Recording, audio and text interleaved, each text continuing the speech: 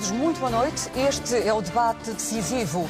Passos Coelho e Passos Coelho vão confrontar as suas propostas para a governação do país depois das eleições de 4 de outubro. Boa noite a ambos. Passos Coelho, porque é que, ao fim de 4 anos de austeridade e existindo hoje muitas famílias a passar fome e tendo o governo repetidamente afirmado que tinha ido além da Troika, os portugueses devem voltar a votar em si? Quero dizer-lhe que nós conseguimos, durante estes últimos 2 anos, justamente neste período, criar cerca de 200 mil empregos na economia. Não foi Estado. Quando ouvimos o Sr. Pedro Passos Coelho, percebemos 2 coisas. Primeiro, que o país está bem, que afinal o nosso modelo social, em função do resultado da ação deste governo, melhorou muito.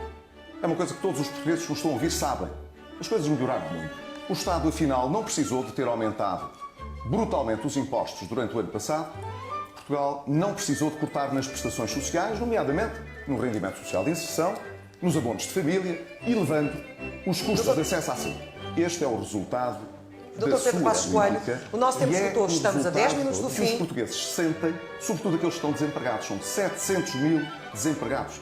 Gostaria que o senhor dissesse a todas estas pessoas, aos estudantes do ensino superior que perderam as suas bolsas de estudo, a todos aqueles que perderam com participações em medicamentos, todos aqueles que perderam prestações sociais, gostaria que lhes explicasse como é que os defendeu durante todo este tempo e o que é que lhes propõe daqui para a frente, porque apresentam-se a estas eleições com praticamente um programa de vacuidade que não diz nada e por isso é natural ter a discutir as ideias do PSD. Muito obrigado.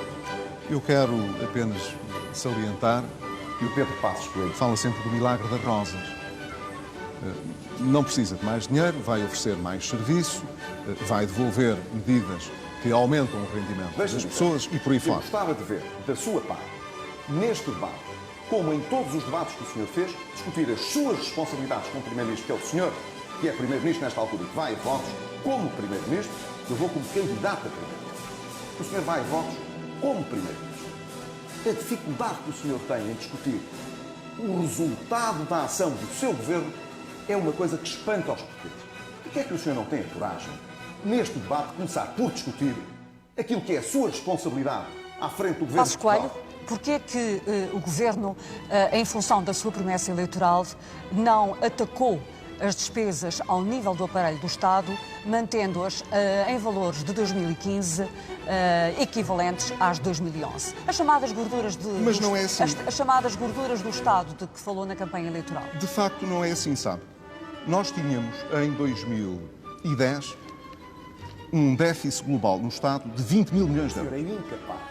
E conseguimos até dezembro de 2014... que deveria estar a descer significativamente em Portugal, de acordo com aquilo que estava previsto no orçamento, está a descer pela metade. É a despesa corrente primária, é a despesa primária, quer dizer, sem contar com juros.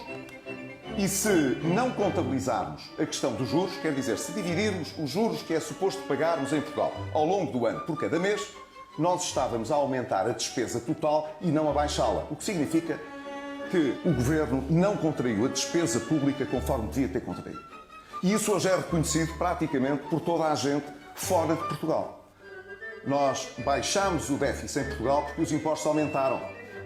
Se não fosse a componente da receita, como já o ano passado, verdadeiramente o que nós tínhamos era não a convergência com aquilo que estava prometido no orçamento, mas já eu peço desculpa, tenho que colocar alguma ordem nos tempos, os senhores também sabem que é assim. Dr. Pedro Passos Coelho. As nossas estimativas continuam a apontar, de acordo com a execução orçamental e com os dados de que dispomos, para que Portugal saia este ano do procedimento por déficit excessivo, quer dizer, que tenha um déficit abaixo de 3%. E já não está a cumprir, porque os objetivos que foram fixados este ano para o déficit já não são atingíveis se o resultado da execução orçamental que foi hoje divulgada for projetada para o resto do ano. Eu não sei porque é que o senhor sabe Dr. Pedro Passos Coelho. Com este assunto. Nós conseguimos cumprir sempre as nossas metas do déficit. Nunca respeitaram um objetivo que se tivessem proposto. Passos Coelho. Pedro, para a maior parte dos portugueses, representa uma incerteza. Ao contrário do que pretende sugerir, que é dizer que o Primeiro-Ministro, que eu, portanto, quero enganar as pessoas hoje... Pedro Passos Coelho. Em matéria de opinião, deixe-me recordar Não aumentaremos os impostos para fazer a consolidação orçamental. Em resposta ao jornal O Sol disse: não será preciso reduzir salários para reduzir o déficit orçamental. Passos Coelho, quer comentar? Eu gostaria de dizer duas coisas. A primeira é que era importante que o Dr. Pedro Passos Coelho olhasse para a situação que o país passou e a confrontasse não com outras situações do passado, mas com outras situações idênticas que outros países não gosto de falar nem do resultado do seu governo, nem dos 700 mil. Vai desculpar, Pedro Passos Coelho, nosso tempo está a terminar. Em vez de terminar, andarmos a discutir sempre aquilo que a oposição pretendia, podermos discutir aquilo que os governos que estão em funções Dr. Pedro Passos Coelho, fazem. a quando da resolução do BES, o senhor disse que não haveria custos para os contribuintes. Algum tempo depois, disse que haveria custos indiretos através da participação da Caixa no Fundo de Resolução e hoje, na iminência de um resgate, de uma venda que pode ter um prejuízo de 2 mil milhões de euros, o que é que o senhor diz aos contribuintes?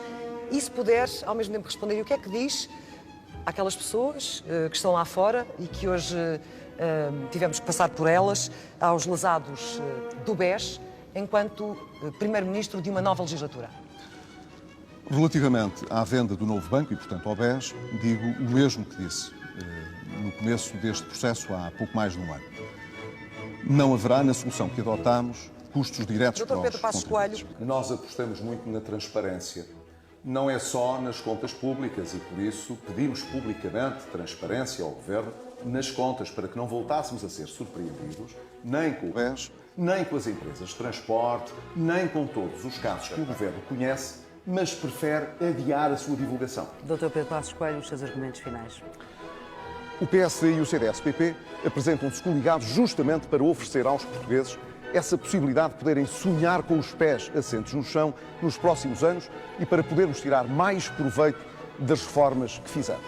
E eu estou convencido, com o apoio dos portugueses, que não querem andar para trás, nem querem fazer experiências, porque sabem muito bem qual é a diferença entre a retórica e aquilo que é a capacidade de execução, pensarão nesse futuro em consolidar este caminho e em andar para a frente, porque podemos crescer e podemos ser um país mais próspero e com menos desigualdades no futuro. Dr. Pedro Passos Coelho. Eu creio que o país tem hoje muito claro que, a partir de dia 5, precisa de ter um governo que seja competente e capaz e que seja realmente possível entregar um resultado que aqueles portugueses que hoje estão desempregados, que estão assustados com o futuro. O que está em causa agora aqui, portanto, é de saber se devemos ou não mudar a liderança. E não há dúvida que o país precisa de mudar a sua liderança.